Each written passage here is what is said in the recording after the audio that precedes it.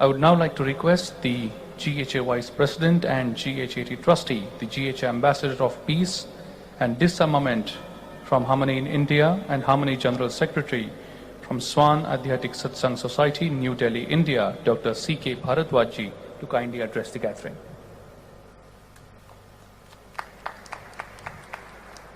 Please welcome him with a round of applause, my friends. Thank you.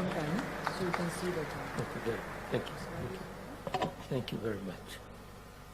Well, today we've been talking about basically science, religion and philosophy. I would like to say that there are many religions and all the religions are philosophies. And each one of us is connected to certain philosophies like this. But what we have done is that we have developed our own philosophies. We are 7-odd billion people on this earth, and each one of us has got a different philosophy. And how really to bring them together is an area, is a challenge. I think that is what Karat Saab has taken it here. And I am very sure for all the solutions on which we will be talking today and in the deliberations in the conference. I would like to say that philosophies will decide the psychology of a person and psychology will decide the behavior of a person. Now, how to really bring one particular philosophy together, which should be common, you know. So I would like to throw some light on this aspect, that what I could see in my 25 years of looking for it, because my mother did genetic engineering in my case. She wanted that मैं विज्ञान और अध्यात्म का समन्वय करूं. I should work on science and spirituality when I was in her womb in 1941. And that meditation on her part brought the change and that transformation. Since I am connected to various academies of sciences all over, including Mashelkar Saab also, I was connected with the Russian academies of sciences all over, visited Russia for about 32 times, and been trying to find out on all these tours, talking to scientists, that what it is, what we are. So what I could find is, I'll try to cut short because I'm not showing you my PowerPoint presentation. I would like to tell you that the whole cosmos is an intelligent design. And what we could find there, that there are floating bodies made out of elements known as periodic table. And then there are magnetic and gravitational fields which run the whole cosmos in a predestined manner with laws of nature and information system embedded in them. And the third basic area is the center from where it all started. Sometimes science talks about center is here or there or within us. That's a separate issue. But it all started from the center and it is expanding. If it is expanding, it means it was very small in the beginning and it is still expanding. So this expanding universe has got those magnetic gravitational fields and nuclear forces, weak and strong interactions, centrifugal, all those forces are running the whole cosmos. I call it as universal mind, which is embedded with laws of nature and information system. And the center is absolute intelligence and a capable force. I would like to connect that through particle and wave theory to each one of us, to each life, you know. So once the whole cosmos is one body and it's a living entity, it is moving, it's a living entity, again I'm saying that word, it is pulsating. As per my scriptures also, it comes up and from Big Bang to black hole, again it may happen. So this is how this pulsating universe is a living thing, and I am part of that. My body is made out of those materials, which are 100 and odd elements. So we could work that how these elements could be created was a wonderful experience, because 25 years have gone into this. Now my body is made out of that material. In my presentations I have explained that part also, that how the first atom, hydrogen, came up, how Higgs boson is connected with it, how it had the ability to attract, so it attracted two hydrogen atoms, fused them together to create the helium, then hydrogen and helium fused together to create the suns. तो हमारे scriptures में लिखा है, पहला ज्ञान सूर्य को दिया, the first knowledge was given to the sun gods. Now these two suns are creating other elements. Is a beautiful area, that one becomes a pulsar in the center, another sun which is revolving around it. It is blasting the sun by millions of degrees of temperature, 700 times per second, and turning that sun into ionized material, which are, I would like to say in my postulate, that these are 100 and odd elements. Gradually the sun, that pair of suns, because 22 places it is happening now in the cosmos. So there are 22 places where new elements are being made, of course the same elements, because sun is burning hydrogen and helium, and that's how these suns blast and carry, more suns are produced that way. So these suns carry their own ionized material in their spheres.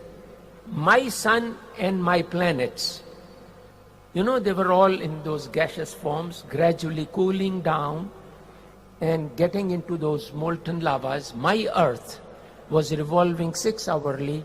Another body comes and hits the earth. That earth slows down to 23 hours, 56 minutes and few seconds, and then it tilts. If it would not have tilted, the weathers would not have come. So that proves that there is an intelligent design. And that's how the comets came and hit the earth, the water came in, and the life starts. So here I would like to say that how life starts, because you are a soul. In my scriptures it is said, Ekam Bahusham. He was one and alone, and he was in bliss. Let me not call him he or she, let me call it it. It was enjoying in bliss.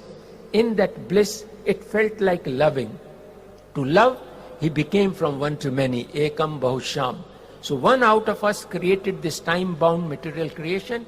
We may call him as Higgs boson, or he is connected with all of us through particle and wave theory. So once this earth came up, we started our journey from the center. It's a philosophy. So, and it has got two postulates in that I, at the core, he was loving me and I was loving him. Because in the stride of bliss, he felt like loving. So one of the saints said, Prem sindh se mauj ut jagat kiya ujjas. So now the sea of love, you know, he became from one to many to love. And unfortunately, the Western world had put up this philosophy into psychology. And what they did, they considered only mind and body, means time and material. And this time and material is only here. They are not talking about the soul, about the absolute intelligence. So what I would hurriedly like to say, that we are part of that absolute intelligence as a creative intelligence. We have got an acquired mind and a created body. The first single cell was made like this, because if light and sound strikes on pure elements, converts them into amino acids. So we are part of that light. And we are connected with the sound. As in Bible it is said, the word was made flesh. God is light. In Quran it is said it is Noor. And it is said we are connected with Kalma. In my scriptures, it is known as Jyoti Swarup, connected with Shabad, Nad or Anad Shabad, etc. So we are all connected, it is all one. So now understanding this way, that how the laws of nature, the third law talks about every action has got an equal and opposite reaction. We have got this acquired mind. And we created the body. How? It is synthesis of proteins. Proteins are compounds of elements. If you add a drop of amino acid, only then the life starts. Amino acids are made if light and sound strikes on pure elements, converts them into amino acids, and it creates a body because it had the laws of nature with that and the material available here. So that single cell has got the capacity, like God, to become from one to many again. So you graduated from the single cell to the crown of creation, the human body. And in the human body you will find in the mother's womb that single cell which has got information from mother and father, and it has got material from the mother's womb and a soul in there. That is what I call it as creative intelligence. It starts becoming from one to many there. And that cell travels down to the region of the kidney, transforms itself into a kidney cell and makes the whole kidney. And that cell also becoming from one to many. The same cell travels down to the heart and to the eye and creates all that. So you are practically that creator, you are connected. Even the language comes from there. Panini talked about it. It comes from para into the Pashyanti, then it goes to the Madhyama, and then comes out from your mouth as a Baikhari. So the essence of the language, whether it appears on somebody like who knows only Chinese or who knows only French, but the essence comes from there. And that is what is divine. But how the mind pollutes the language is a beautiful area to understand. That mind deals with information, body is material. It deals with, hunger, clothes, housing, vanities of the world, sex and sleep. And then mind deals with the information which is lust, anger, ego, attachment, deceit, fears and worries. This is all information. Now the driving force is you. And you means you are that creative intelligence, and the outer expression of it is your attention. Now that attention has to operate. Unfortunately, this was never told to the child that he has got something divine in him. And since he is ignorant about it, he doesn't give any meaning to this. So now we are trying to develop a curriculum. I think we will be interacting much more, and sorry, due to limitations of time, I couldn't talk much, but one word I would like to say. Lord Krishna says in Gita also, 7th chapter, 2nd shloka, that after knowing nothing remains to be known except living the knowledge and exploring it. You just put your attention onto those things which are divine, which is prem, daya, kshama, love, compassion, mercy, wisdom, humility, state of art, planning ability, patience. Let us face as it comes. So we are having all those aspects, and let the attention, which is an omni-scanner, should decide what to work on. The legitimate needs of the mind and legitimate needs of the body to be given that attention. Thank you very much. Thank you. Thank you very much for your words of wisdom. Thank you very much, Dr. C.K. Bhardwaj. That was a wonderful address. With this, I would like to request the Provost and Dean of College of Business Dr. Alex Hankey. I'm a founder faculty member of Maharishi International University, currently Distinguished Professor of Physics and Yoga at the Swami Vivekananda Yoga Anusandhan Sanstana in Bangalore. Thank you, sir. My question connects two speakers, actually three speakers. But the last speaker spoke eloquently of these different levels of creativity in man, and how the process of discovery is so inspiring, as I'm sure our great Professor Mashelka will tell us. But when you look at the discovery, it comes from the deeper levels of mind that the speaker, whose name I missed, who spoke about the levels of mind in Shiksha, told us about. Vaikari, Madhyama, Pashyanti and Para. And please could those speakers link how the level of creativity comes from the depth of the mind. That's my question. Thank you. Thank you, sir. Well, I would like to talk about this because the intelligence comes from beyond. It comes from beyond, and then it percolates from your mind and body, because mind is nothing but information of time based on experiences and events of your life. You pre-calculate the future, fears and worries get added. Now, this is all information based. Whatever you teach the mind, it knows only that. but then something comes from beyond, and that beyond has to be tuned in meditation. Because meditation is practically withdrawal of attention, it is not focusing of attention. Withdrawal to that location from where the attention operates. Now two eyes, 83% attention gets diffused through the eyes. Now these two eyes have got two optical nerves running in and joining somewhere within your head. And that's the point from where your attention operates. So it has to be withdrawn to that location, and it is already connected. And you start getting all that. If you give your attention to your mind and body, it keeps on spinning it into past and future. Thank you. Thank you very much. Hello. I'm very interested. My name is Buddha Charan from Thailand. I've been very much liked to find out about consciousness and education. So far we heard that the idea of education is more information.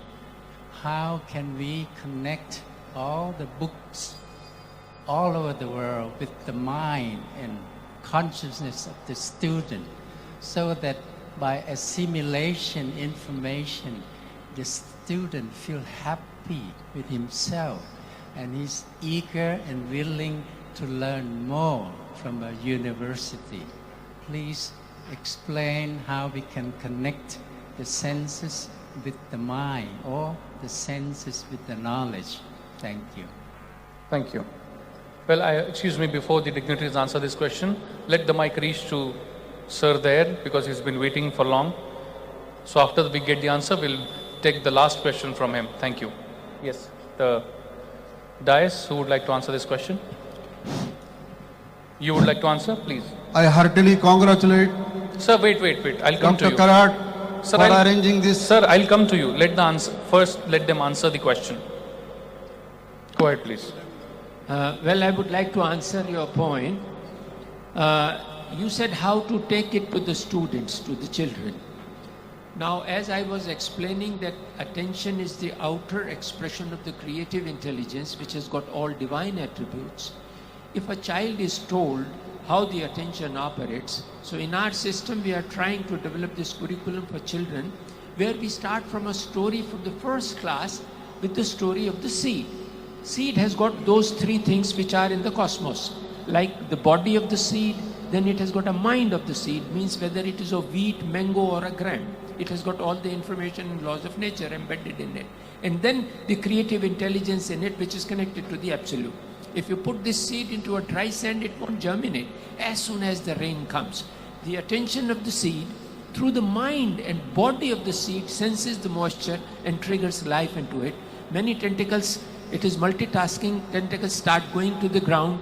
It already knew how to use the solar energy, because now we are inventing solar panels, but that small little seed has got the intelligence how to use solar energy. It does its photosynthesis and then draws that energy to go.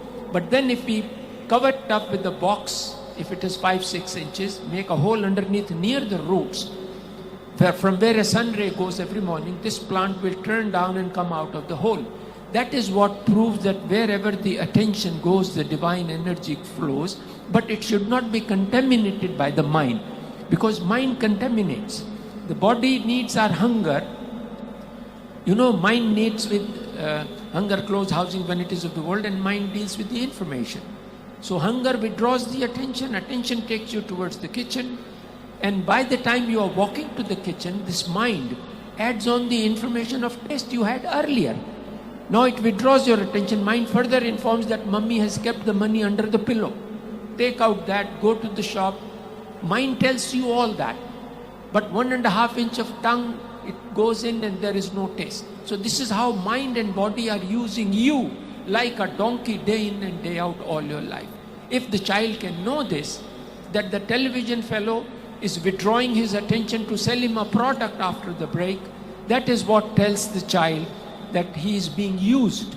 So he has to use his attention properly, and that's what we've been working. Thank you. Thank you. Thank you very much.